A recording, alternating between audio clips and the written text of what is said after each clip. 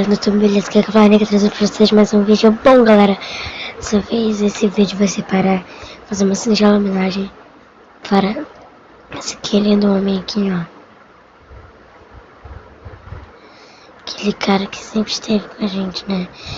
Eu tenho só algumas fotos, mas tudo bem. Primeiramente eu quero dizer que eu sou uma tô prestando isso também para os fãs do YouTube Resident Evil, né? Que é do Resident. Então, eu vou começar falando que Resident foi sempre um cara brincalhão. Ele sempre deu inspiração para muitas pessoas para fazer vídeo.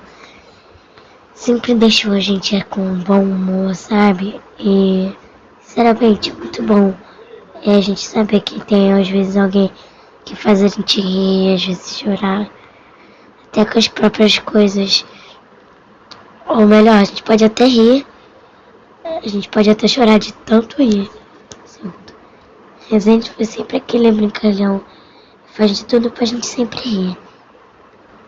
Tenho certeza que ele tá de olho nos inscritos dele. E não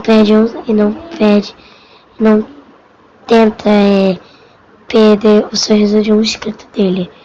Porque ele sempre quer o bem das pessoas e, sinceramente, ele é a pessoa, pra mim, se fosse pra escolher, ele seria o primeiro garoto no canal de todos, sabendo que ele é assim, né? Que ele é youtuber, tem mais de 1 milhão de inscritos, que ele é assim, que ele já foi super famoso. E, sei lá, muita gente tenta ter essa ideia dele, né?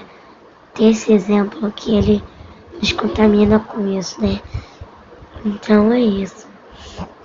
É pequeno, mas só pra dizer mesmo sobre o Resende, que eu gosto muito dele. E se ele estiver vendo esse vídeo, tá com carinho. Carinho das suas fãs.